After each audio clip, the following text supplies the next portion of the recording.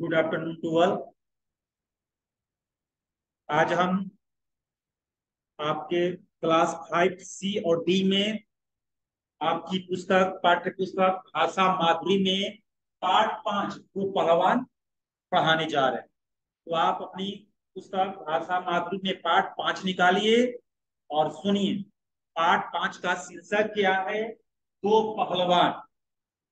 इसका शीर्षक है दो पहलवान। दो पहलवान कैसे थे?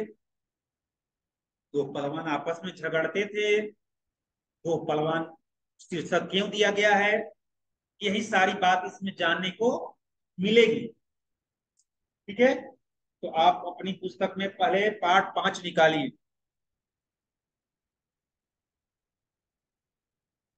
इसमें है कि इस पाठ में कहानी में बताया गया है कि दो पहलवान थे। दोनों पहलवान अपनी अपनी ताकत का वीरता का बखान अपने मुंह से करते थे, लेकिन उनमें से एक ज्यादा करते थे, जिनका नाम था मुखजोर सिंह, और एक का नाम था धरती पटक सिंह। धरती पटक सिंह अपनी वीरता का बखान उतना करते थे, लेकिन जितना ये मुखजोर सिंह करते थे उतना नहीं। ये बहुत काफी करते थे, अपने से कहते चलते थे कि मैं धरती पटक सिंह को पटका हूं, मैं बहुत नामी पहलवान हूं, मुझे लोग सारे गांव जवार में दूर दूर तक जानते हैं, पर उनको कोई नहीं जानता। किसी ने भी उन्हें लड़ते हुए नहीं देखा था। यानी अपने मुख से अपने मुंह मियां मिट्टू, यानी अपनी बड़ाई खुद करते थे। पर धरती प्रताप सिंह कभी वैसा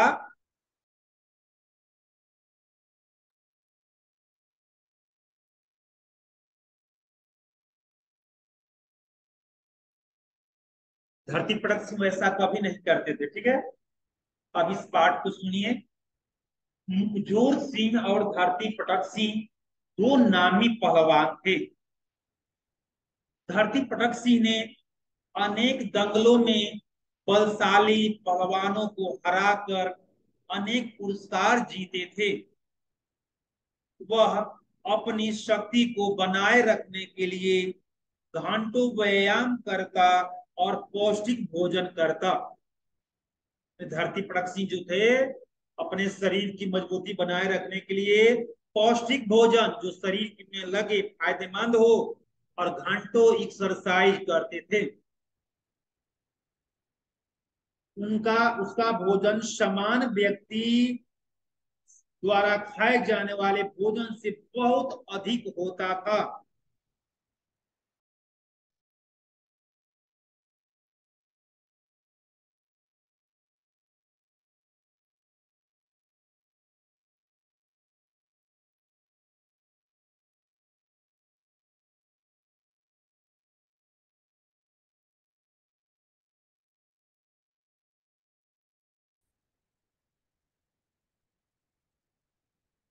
उसका भोजन समान व्यक्ति द्वारा खाए जाने वाले भोजन से बहुत अधिक होता था। यानी धरती पटक सिंह का भोजन समान व्यक्ति द्वारा खाए जाने वाले भोजन से अधिक होता था। उसका नाम सुनकर अच्छे अच्छे बलशाली पहलवानों के होश उड़ जाते थे, परंतु मुखजोर सिंह उसके नाम से बिल्कुल नहीं डरता था। मुखजोर सिंह को कभी किसी ने कुश्ती लड़ते नहीं देखा था। यानी जो धरती पटक सिंह थे वो बहुत सारे दंगल जीते थे, वो लोग लड़ते हुए देखे थे। अपने सेहत को ठीक करने के लिए अच्छे अच्छे भोजन करते थे, समय से एक्सरसाइज करते थे, व्यायाम करते थे। पर मुखजोर सिंह को किसी ने भी दंगल में या कहीं भी लड़ते हुए नहीं देखे थे। कोई नहीं देखा था, कोई जानता भी नहीं था कि पहलवान। पर वो अपने से कहते चलते थे कि मैं पहलवान हूँ, बहुत पहलवान हूँ, बहुत लोगों को पटके हैं, बहुत पुरस्कार पाए हैं। यानी अपना तारीफ खुद किया करते थे। जब लोग धरती पटक सिंह का नाम लेते थे तो इनको चिढ़ होती थी, कहती थी कहते थे कि मैं उनसे नहीं डरता हूं, उनको तो मैंने कई बार दंगल में पटका, मैं उनके नाम से नहीं डरता। इसके बावजूद उस इसके बावजूद उसकी प्रशंसा का डंका चारों ओर बजता था। धरती पटक सिंह के दिल में मुखजोर सिंह को पटकने की बहुत बड़ा अरमान था। मुखजोर सिंह अक्सर कहता, धरती पटक सिंह को उसने कई बार पटका है, या उसके नाम से ही वह उसके नाम से ही डरता है। तो सबसे कहते चलता था कि धरती पटक सिंह तो हमसे डरता है, उसको मैंने कई बार पटका है। और धरती पटक सिंह सोचता था कि कब मौका मिले कि हम मुखजोर सिंह से लड़े। हम तो बहुत सारे पहलवान को पटक चुके हैं, ये भी देख लें कि कैसा पहलवान है मुखजोर सिंह। उसकी डींग और सेक भरी बातें सुनकर एक दिन धरती पटक सिंह कुश्ती लड़ने के लिए उससे घर की ओर चल पड़ा। लोग जब भी और लोग जाते थे धरती पटक सिंह के पास, कहते थे कि देखिए ना, मुखजोर सिंह कहते हैं कि धरती पटक सिंह को हम पटके हैं, बहुत पहलवान, बहुत बड़ा पहलवान है, आप उनको पटके हैं, आपको पटकाए हमसे। उनको बुरा लगता था कि अरे मैंने कई पहलवान को पटका है, वो कैसा पहलवान है, कहते चलता है कि पहलवान है ऐसे वैसे, आज चलते हैं लड़कर देख लेते हैं। उस दिन धरती पटक सिंह मुखजोर सिंह की घर की ओर चल दिए लड़ने के लिए। धरती पटक सिंह ने रास्ते में रुककर एक ढाबे पर खाना खाया। उस ढाबे का सारा आटा वह एक बार में खा गया। फिर उसने एक तालाब पर पानी पिया। तालाब में बहुत कम पानी बचा। पेट भरने के बाद उसने डकार ली और तालाब के किनारे ही लेट गया। कुछ देर में ही उसे गहरी नींद आ गई। धरती पटक सिंह जब जा रहे थे मुखजोर सिंह से लड़ने के लिए, तो एक ढाबे पर रुके, जहां होटल पर खूब खाना खाए, इतना खाना खाए कि होटल का पूरा खाना खत्म हो गया, चावल आटा सब खत्म हो गया। उसके बाद में वो बगल में एक तालाब था, वो पानी पीने के लिए गए। पानी पीने गए तो तालाब में थोड़ा सा पानी था, वो भी पानी पी गए। बहुत सारे भोजन कर लिए, पानी पी लिए। अब उन्हें चलने में दिक्कत हो रही थी, उन्हें आराम की जरूरत।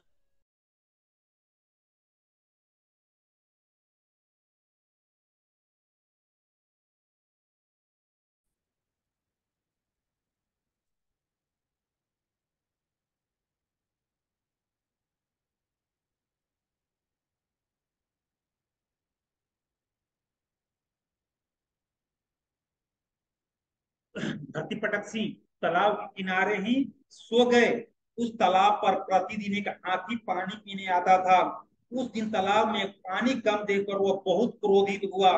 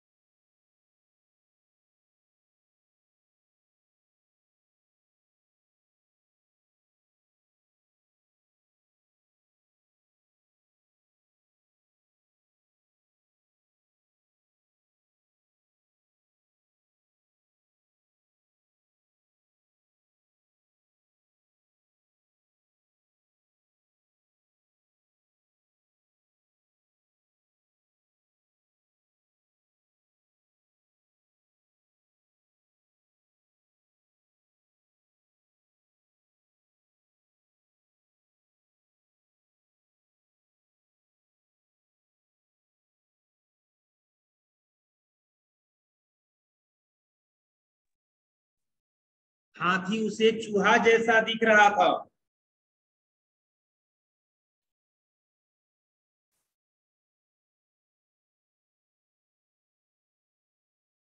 जब मुखजोर सिंह धरती पटक सिंह जब मुखजोर सिंह के दरवाजे पर आया तो जोर से चिल्लाया कि मुखजोर सिंह तुम कहाँ हो।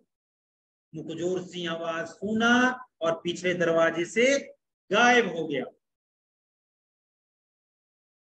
इतने में मुखजोर सिंह की पत्नी बोली, वह पहाड़ ढकेलने गए हैं, घर पर नहीं है, घर पर नहीं है।